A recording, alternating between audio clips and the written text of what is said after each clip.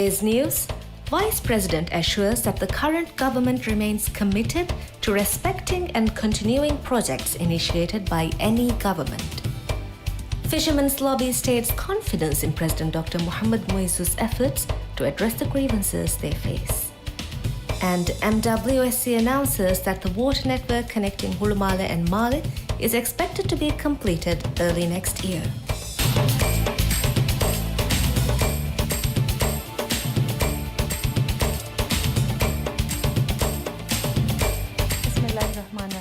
Assalamu alaikum.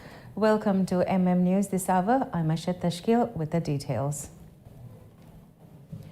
Vice President Ustaz Hussain Mohamed Latif assures that the current government remains committed to respecting and continuing projects initiated by any government. He made this statement while inaugurating a new football field in Alif Alif Ukulas, highlighting the significance of the newly opened football field as a symbol of progress. The Vice President affirmed the government's dedication to completing all pending projects. He emphasized that the youth are an integral part of the nation and pledged to treat their concerns with respect and urgency. Stressing that youth are the driving force that fuels the country's advancement, he reiterated the government's commitment to recognizing and appreciating youth as they are. As part of the inauguration ceremony, the Vice President cut the ribbon in front of the field stage and signed the ball used in an exhibition match to mark the occasion. The match featured a team consisting of local football legends, comprising former Maldives national team players, competing against a team of Ukulas youth. The event was attended by Minister of Sports, Fitness and Recreation Abdullah Rafiu, as well as Ukulas Council President Shaukat Ibrahim. The government aims to revitalize the spirit of football across the Maldives and advance the country's development in the field of sports. The Keola Lobby group of fishermen who met with the president on Wednesday stated confidence in President Dr. Mohamed Moizu's efforts to address the grievances they face. President Dr. Mohamed Moiz held discussions with the Keola Lobby on Wednesday at the president's office. Speaking on behalf of the group, Sami Ibrahim told MMTV that the president spent approximately 45 minutes listening to their concerns. Samuel said that the president acknowledged that he received new information by meeting with them. He also added that the president expressed his desire to meet with the fishing community on a regular basis and listen to their grievances. According to Samuel, the group raised the issue of delay in receiving payments for catch, difficulty in obtaining fuel at a reasonable cost in addition to the decline in fish prices with the president. He added that the group felt that the president has a genuine desire to develop the fisheries sector, which they interpret as a good sign. Male Water and Sewerage Company MWSC's Managing Director Abdul Mateen Mohammed has announced that the water network connecting Hulumale and Male is expected to be completed early next year. Speaking on MMTV's Bodohabur program, Mateen shared the company's ongoing efforts to enhance water services in the region.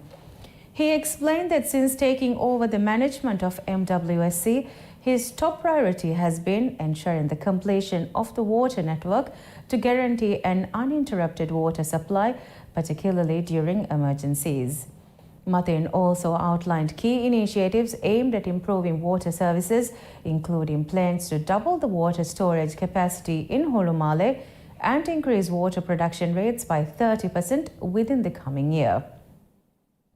These upgrades are part of MWSC's commitment to providing continuous and affordable water services to the public. In addition to infrastructure improvements, MWSC is focusing on digitizing its services to enhance customer convenience. A new online portal for service applications will be launched this December, allowing customers to apply for services more easily. Mateen emphasized that this digital transition will provide greater convenience and accessibility for users.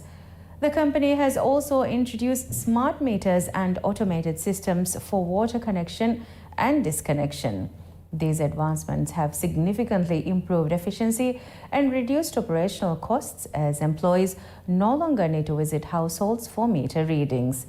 Mathin described this past year as a particularly successful year for MWSC. Business Centre Corporation BCC has stated that Authentic Maldives has disbursed a total of 24.1 million rupiah to local suppliers this year. Since its launch, Authentic Maldives has allocated a total of 86.1 million rupiah to suppliers, making the 24.1 million rupiah disbursed this year 27% of the total payments made to date. Over the past year, more than 3,000 products have been sold across various Authentic Maldives outlets, supporting the growth of local businesses.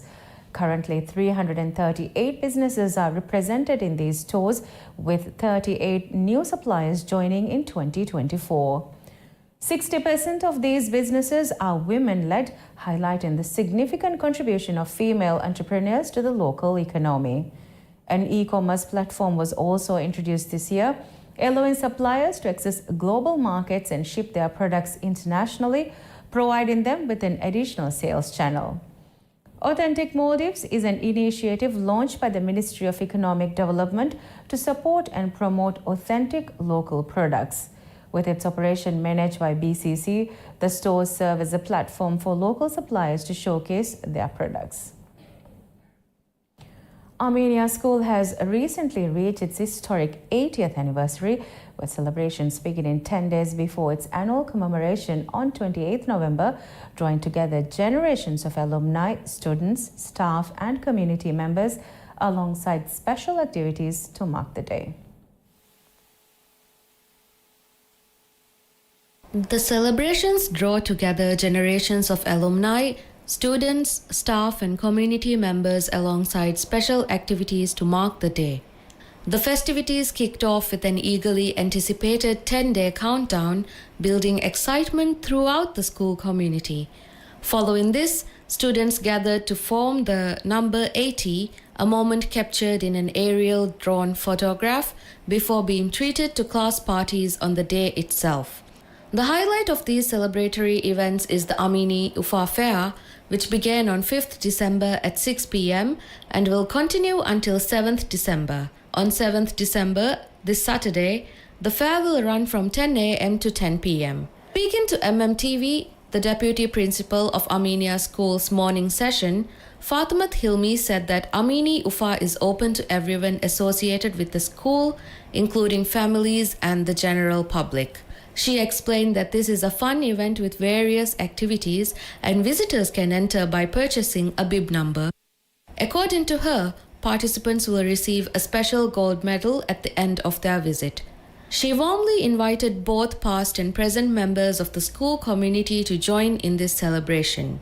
Fatimat Hilmi noted that a photo gallery is included in these festivities. The gallery, housed in the hall, showcases the school's 80-year history through memories, photographs, and a timeline. Open to the public, it features students participating in different activities and honors different teachers and staff members throughout the years. The exhibition also pays particular tribute to pioneering leaders, educators, and alumni who shaped the school's distinguished reputation.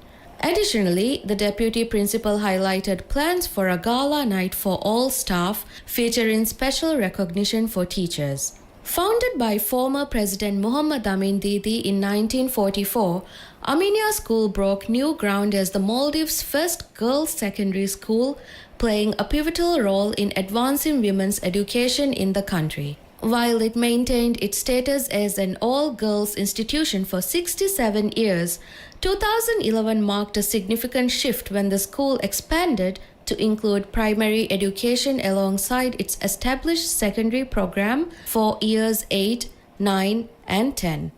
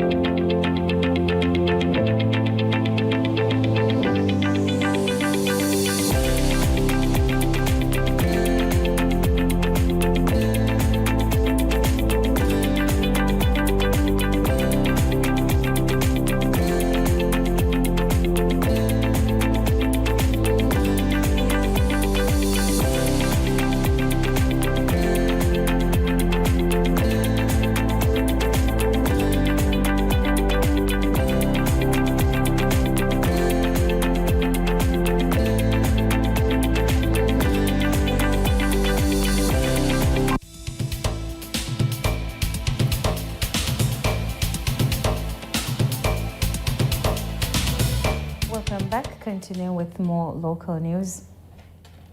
In her farewell message, Ambassador Wong Li-shin, China's envoy to the Maldives, expressed heartfelt gratitude for the opportunity to serve in what she described as the beautiful and friendly nation during her 3.5-year tenure. Reflecting on her time in the Maldives, she emphasized the steady progress made in strengthening the ties between the two nations. The ambassador highlighted the deepening partnership between China and the Maldives, which reached a significant milestone with its 50th anniversary in 2022. She praised the relationship as a model of mutual respect and cooperation between countries of different sizes, underscoring its enduring importance and mutual benefits. A particularly noteworthy moment of her tenure was the commemoration of the 10th anniversary of President Xi Jinping's historic state visit to the Maldives. That visit, she noted, had spurred transformative initiatives, including the construction of the China-Maldives Friendship Bridge, the expansion of Velana International Airport, and the implementation of social housing projects.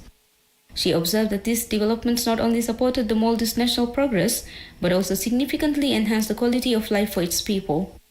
The ambassador also reflected on President Dr. Mohamed Muizzu's visit to China in January 2024 at the invitation of President Xi.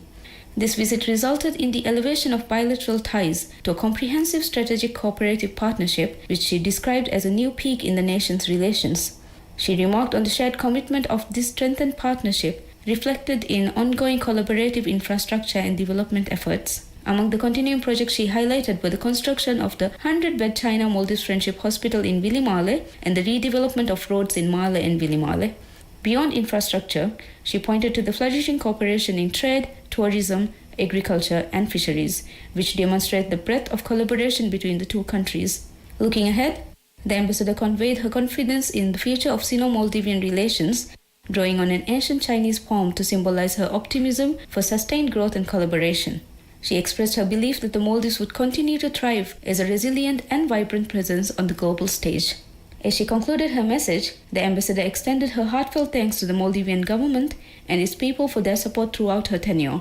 She expressed deep appreciation for the friendship she had formed and shared her commitment to cherishing the memories of her time in the Maldives. Her farewell reflected her hopes for the continued success of the Maldives and the enduring strength of its partnership with China. In collaboration with the Ministry of Foreign Affairs, the United Nations Development Programme, UNDP, unveiled the Divyahi Datur exhibition, celebrating over 45 years of impactful partnership with the Maldives. In a remarkable showcase of nearly 5 decades of service to the Maldives, Divyahi Datur opened its doors to highlight the ongoing partnership between the UN and the nation.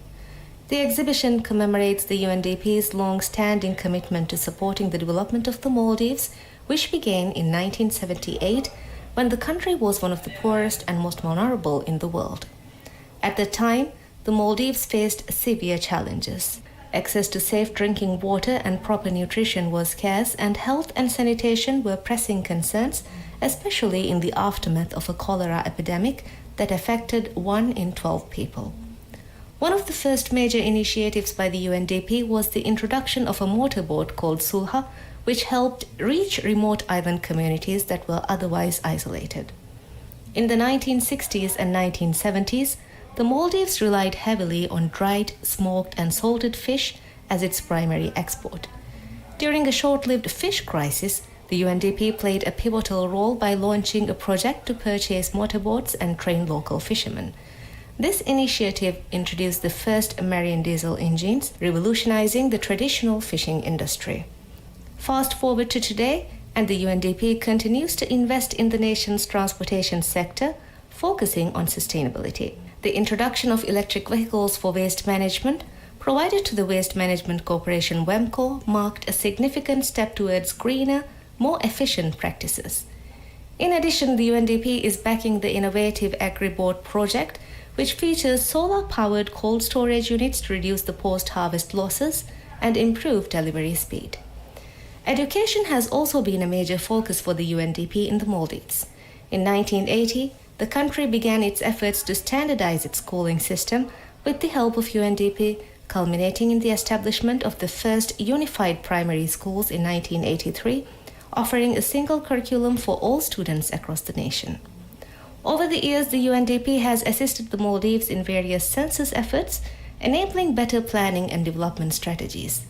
Their flagship poverty reduction program has also empowered local communities, offering training for community-based organizations, youth groups, and women's groups, promoting decentralization and inclusive development.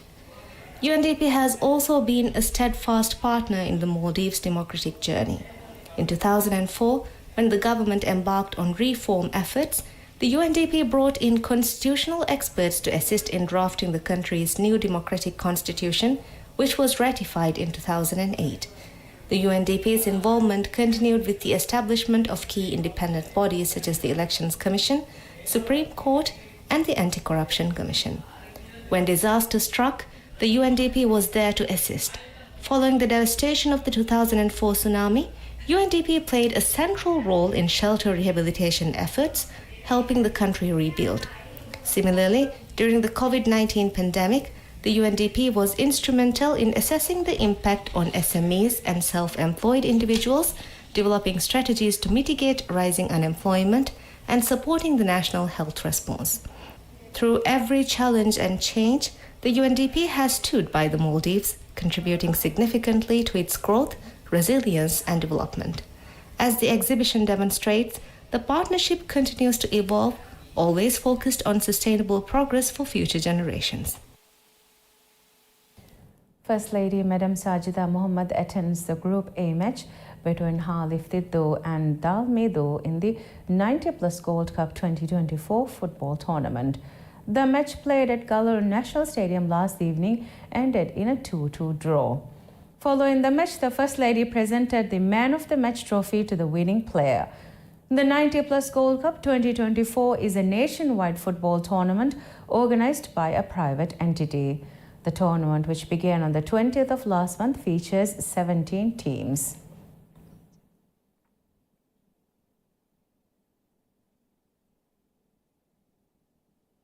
And now let's look at the top stories from the past week for a quick recap.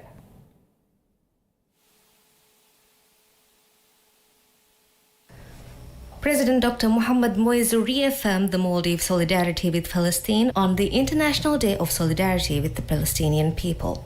He condemned Israel's actions as genocide, calling for an end to occupation, and advocated for a sovereign Palestinian state based on the pre-1967 borders with East Jerusalem as its capital. Governor Ahmad Munawar highlighted the need to increase capital requirements to local banks, aiming to retain foreign exchange inflows within the Maldives. He emphasized direct lending to the tourism sector and revealed plans to amend banking laws to bolster the local economy. Dr. Mariam Maria, Minister of Higher Education, has been appointed as Acting Minister of Agriculture and Animal Welfare following Dr. Aishat Ramila's resignation due to health reasons.